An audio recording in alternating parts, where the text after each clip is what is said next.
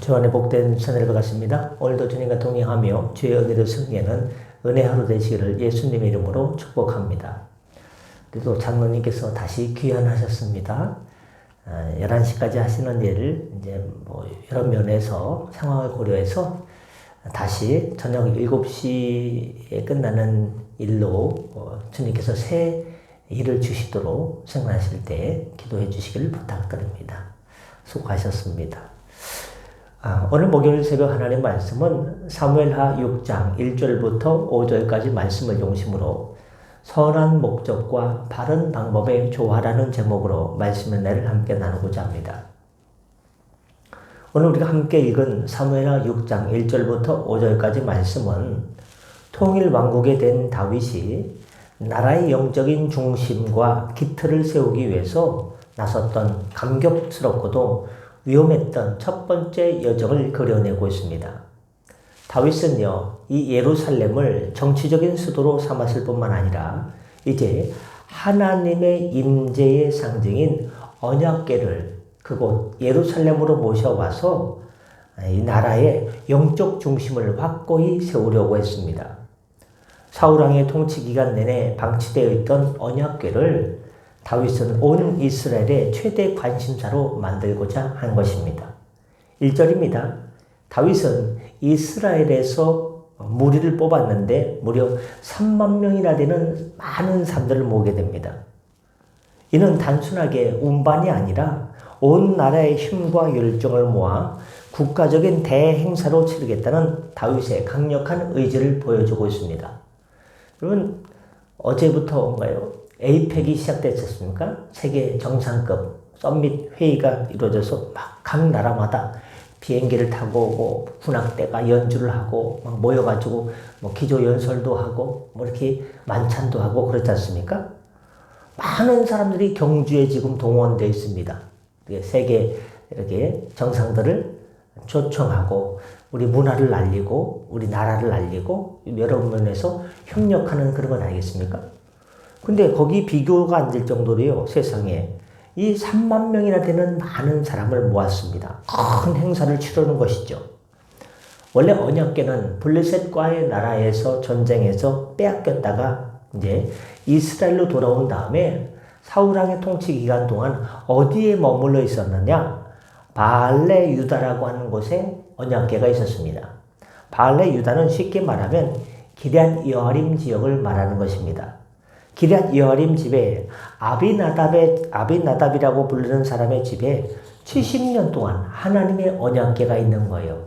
참 사울도 무심하지 않습니까? 어떻게 70년 동안 하나님의 언약궤를 이렇게 갖고 올 생각도 하지 않았는가? 이전은 이 언약궤가 그럼 뭐냐? 언약궤의 정체성을 말해줍니다. 그 궤는 그룹들 사이에, 그룹이 뭡니까? 언약궤 위에 이렇게 천사 2명이요, 이렇게 날개를 쫙 펼쳐가지고 하나님의 언약궤를 감싸고 있는 표현 아닙니까? 하나님의 천사들 사이에 좌정하신 만군의 여호와의 이름으로 불리는 것이라고 했습니다. 언약궤는 단순한 성물이 아니라 하나님의 임재, 하나님의 현존, 하나님의 통치를 상징하는 지성물이었습니다. 그럼 3절과 4절에서 이 언약궤를 어떻게 예루살렘으로 모시고 올 거냐, 이제 가지고 올 것이냐, 그 방법을 택합니다. 그들이 하나님의 궤를 새 수레에 싣고 산에 있는 아비나답의 집에서 나오는데 그들이 준비한 것은 새 수레를 준비했습니다. 여기에 누가 동원됐냐? 언약궤가 보관되어 있던 아비나답의 집에 아들들이 있는데 아들이 우사와 아유라는 자녀가 있습니다. 그래서 우사는 아효가 앞에 있었고요. 우사는 뒤에 있었죠. 아비나답의 아들 우사와 아효가 이 수레를 몰게 했습니다. 이는 당시 블레셋 사람들이 언약궤를 돌려보낼 때 사용했던 이방인의 방식이었습니다. 이 블레셋 사람들이 언약궤 때문에 나라에 어려움이 생기니까 큰일 났다. 이스라엘 백성들이 섬기는 하나님의 신이 노예했나 보다 깜짝 놀래가지고 새 수레에 실어서 바로 이스라엘로 돌려보냈거든요. 그 방법을 그대로 답습하고 있는 것입니다. 그리고 5절은 축제 분위기를 묘사하고 있습니다. 에이펙이 열리니까 뭐 잔치도 하고 막 축제 막 지금 열리고 있지 않습니까? 만찬도 있고. 다윗과 온 이스라엘은 잣나무로 만든 다양한 악기와 함께 비파와 수금과 소고와 양금과 재금을 연주하며 여호와 앞에서 힘써 찬양했습니다. 이 소리들이요, 소고, 비파, 수금, 비파, 그 소리가 어떤 소리와 비슷하냐? 아쟁이라는 그 악기 있지 않습니까? 그거랑 좀 비슷한 것 같아요. 그들의 마음은 기쁨과 감격으로 가득 차 있었습니다. 온 백성의 열정과 헌신이 최고조에 이르던 순간이었습니다. 하지만 이 뜨거운 열정 속에는 치명적인 문제가 숨어 있습니다. 그것은 바로 하나님께서 명하신 규례를 무시했다는 겁니다. 언약궤는요, 짐승들이 이끄는 수레에 실어서는 안 됩니다. 그리고 민수기 4장 15절, 7장 9절에 보면 이 언약궤는 오직 레위 지파 중에 고핫 자손이 어깨에 메고 운반해야만 됐습니다. 다윗은 선한 목적과 뜨거운 가슴과 뜨거운 열정을 가졌지만 하나님의 방법을 소홀히 하거나 무시했던 결과를 맞이했습니다. 이로 인해서 곧 이어져 닥칠 비극은 우리가 하나님의 일을 할 때 방법의 중요성을 간과해서는 안 된다 하는 것을 강력하게 경고합니다. 오늘 본문을 통해서 우리가 얻을 수 있는 교훈 첫 번째는 뜨거운 열심을 갖되 말씀의 지식으로 무장해야 됩니다. 다윗과 이스라엘 백성들은 언약궤를 모셔오기 위해서 3만 명의 무리를 동원하고 잣나무로 만든 악기를 비롯해서 비파와 수금과 소고와 다양한 악기를 사용하며 하나님 앞에 힘써 즐거워했습니다. 이들의 열정은요, 진심이었고요, 목적은 선했습니다. 그러나 그들은 가장 중요한 율법의 규례를 알지 못하거나 소홀히 하거나 무시했습니다. 레위 자손 중 고핫 자손이 어깨에 메어야 될 언약궤를 그냥 새 수레에다가 이랴 하면서 수레에다가 실었습니다. 오늘날 우리 성도들에게도 하나님을 향한 뜨거운 열심은 필수적입니다. 그러나 그 열심이 나의 생각, 나의 의지, 내 의라는 것에 기초를 두어서는요, 그것은 모래 위에 지은 집처럼 쉽게 무너집니다. 우리의 열정이, 우리의 열심이, 우리의 뜨거움이요, 오직 하나님의 말씀의 반석 위에 든든히 서 있을 때 그것이 가장 베스트, 최고입니다. 하나님의 말씀이 없는, 지식이 없는 열심은 오히려 하나님의 거룩하심을 나도 모르게 훼손할 수 있고 공동체에 비극을 가져올 수 있습니다. 우리가 하는 모든 봉사, 예배, 헌신은 이방인의 방식, 그냥 세술에 그냥 하던 대로 하는 것이 아니라 인간적인 최선이 아니라 하나님의 말씀이 가르치는 바른 원칙과 규례를 따라야 됩니다. 그러면 지리산 천왕봉 한번 기회가 되면 저도 올라가고 싶은데요. 어제는 에베레스트를 한번 가보고 싶고 안나푸르나를 보고 싶다고 했는데요. 오늘은 지리산 국내로 들어왔습니다. 지리산 천왕봉에 오르는 등산객들이 가끔 길을 잃거나 사고를 많이 당한다고 합니다. 또 지리산 하면 뱀사골 그런 데가 기억나는데요. 이런 산을 오르는 뜨거운 열정과 강한 체력을 가지고 있지만 만약에 정확한 지도나 등산 수칙이라는 안전 수칙을 무시하면 지리산 천왕봉에 오르다가 길을 잃기도 하고요. 이렇게 다치기도 하고요. 여러 가지 조난을 당하고 어려움을 겪기도 합니다. 마찬가지로 우리 신앙생활에서 열심과 열정과 뜨거움은 에너지를 제공하지만 말씀은 바른 방향과 안전수칙을 제시해서 지리산 천왕봉에 오르다가 준비되지 않으면 어려움 겪는 것처럼 하나님의 산 시온성에 바로 예루살렘 성에 오르다가 말씀 없이 가다가 내 뜨거운 열정만 가지고 가다가 우리는 쉽게 넘어지거나 낙심하거나 좌초하게 됩니다. 우리 말씀 연구와 순종을 통해 열심과 지식을 겸비해야 됩니다. 기도만 많이 하면요 곤란합니다. 말씀만 많이 보면요 그 좋긴 좋은데 뭐가 겸비됩니까? 기도와 말씀이 조화를 이루어야 됩니다. 말씀 보고 기도하고 말씀 보고 이것이 바란스, 균형을 이루어야 최고의 신앙입니다. 안 그러면요 배가 쏠려요. 다른 데로 간다니까요. 기울어진 쪽으로 간다니까요. 두 번째, 선한 목적을 이룰 때 누구의 방법을? 하나님의 방법을 고수해야 됩니다. 다윗의 목적은 언약궤를 수도 예루살렘으로 모셔와 하나님을 이스라엘의 통치자로 세우는 것이라는 더할 나위 없이 선한 의지와 목적을 가지고 있었습니다. 그러나 그들은 블레셋이 언약궤를 이스라엘에 돌려보낼 때 사용했던 새 수레라는 이방인의 방식을 그대로 답습합니다. 선한 목적을 위해서 좋은 방법을 써야 되는데 잘못된 방법을 썼습니다. 이는 우리에게 목적이 수단을 정당화할 수 없다는 진리를 가르쳐주고 있습니다. 교회 성장을 위해서 세상적인 술수나 불법을 동원한다면 그것이 주님께서 기뻐할까요?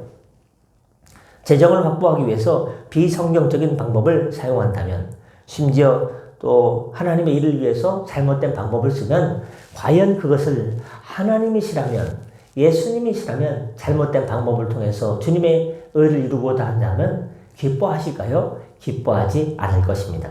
하나님은 하나님의 말씀대로, 하나님의 방법대로 우리가 하나님께 주의 일을 하는 것을 기뻐하십니다. 한 제약회사가 암 치료제를 개발했습니다. 치료제 개발이라는 목적은 선했지만 개발 과정에서 수많은 동물 실험과 인체 실험을 감행했습니다. 제대로 알리지 않고 그냥 마음대로 한 거죠. 결국 치료제는 많은 부분 성공했지만 그 과정에서의 비윤리적인 행위 때문에 회사는 사회적 지탄을 받고 큰 손해를 입었습니다. 하나님께서는 어떻게 목적을 이루었는지에 대한 관심을 가지고 있습니다. 내가 하나님의 일을 어떻게 했느냐? 하나님께 영광을 돌리고 사람들을 유익하게 하는 방법으로 했느냐? 아니면 내 마음대로만 했느냐? 어떻게? 하나님께는요, 결과도 중요하지만 더 중요한 것은 과정입니다. 하나님의 방법, 하나님께서 기뻐하는 그런 과정들이 있었느냐 하는 것입니다. 우리는 살아가면서 교회든 가정이든 결과만을 중요시 하지 않고 과정과 방법에서 하나님의 뜻을 따라 거룩함을 지켜내야 됩니다. 끝으로 하나님은 축제적인 기쁨과 엄숙한 경외감을 함께 원하십니다. 다윗과 백성들은 언약궤 앞에서 뭘로 만들었다고요? 잣나무, 가평이 떠오르는데요. 가평하면 잣이 유명하지 않습니까? 잣나무를 저도 들어보면요, 위로요 쫙 뻗어 있어가지고요, 위에 잣이 막 있습니다. 떨어지기도 하지 않습니까? 잣나무로 만든 악기들과 함께 힘써 찬양하며 즐거워했습니다. 이는 하나님께 대한 진정한 기쁨과 감격의 표현이었습니다. 하나님은 우리의 기쁨과 자발적인 예배를 기뻐하십니다. 기쁨으로 우러나오는 예배, 기쁨으로 우러나오는 찬양. 근데 나는 그게 잘 안 되면 어떡해요? 그럴 수 있습니다. 얼마든지 그럴 수 있습니다. 그럴 때는 보혜사 성령께 기도해야 됩니다. 성령님, 찬양을 하는데 주일 아침 나와서 찬양을 하는데 제 마음이요, 그냥 뻣뻣한 나무처럼 아무 느낌도 아무 감정도 없는데 어떻게 해야 돼요? 이렇게 썰렁한 마음을 가지고 찬양하는 제 자신이요, 참 이렇게 개탄스러운데 어떻게 됩니까? 성령님, 제 굳게 닫힌 마음의 문을 열어주시옵소서.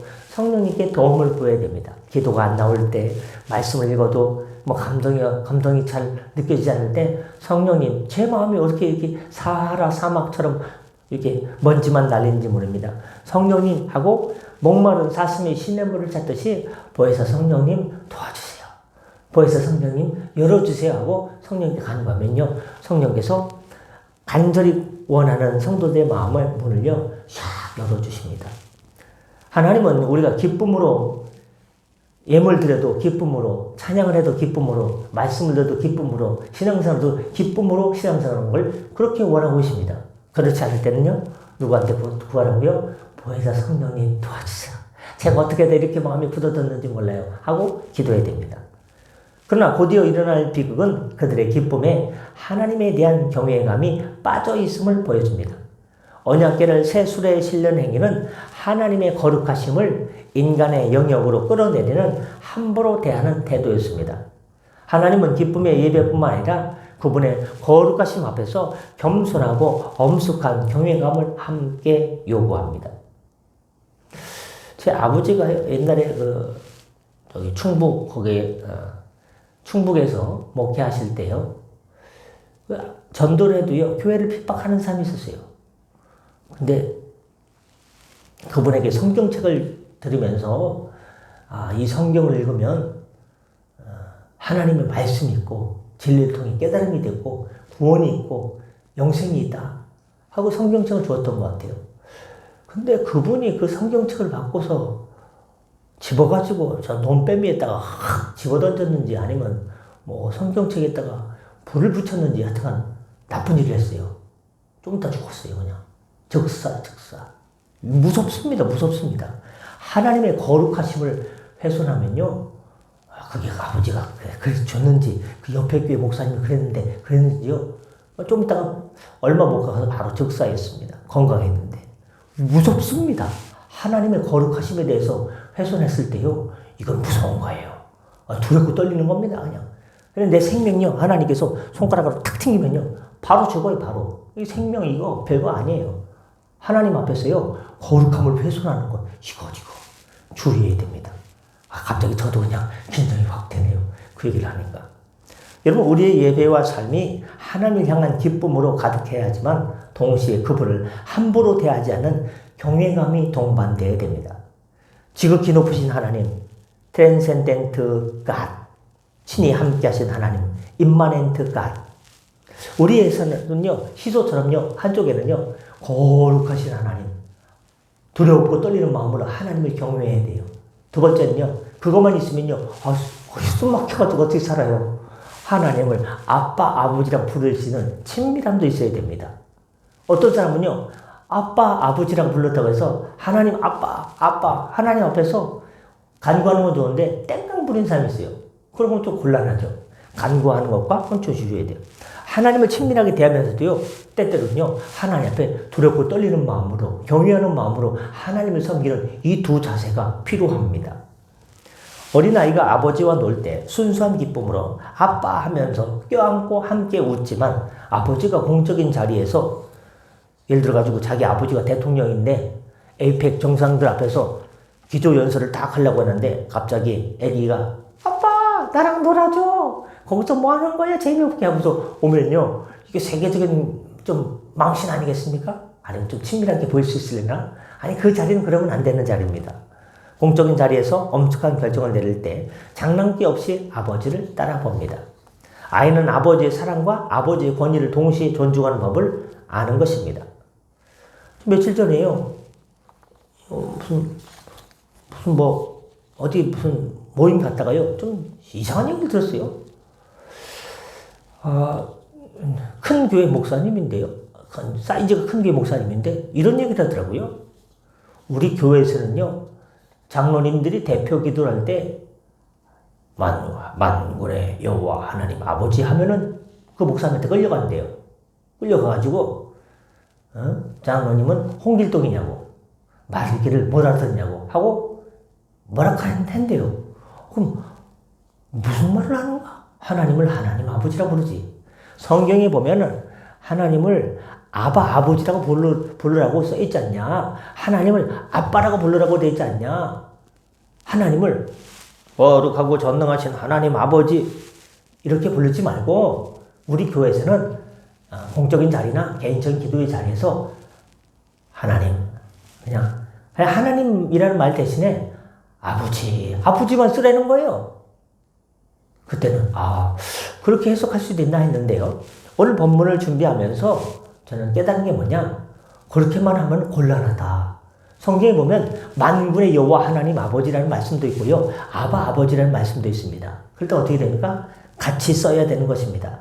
우리가 우리의 간구를 하나님께 구할 때 아버지 또 우리가 두렵고 떨리는 마음으로 하나님을 부를 때는 만군의 여호와 하나님 아버지 이 두 가지를 균형 있게 써야 된다는 것을 다시 한번 깨닫게 되었습니다. 말씀 마치고자 합니다.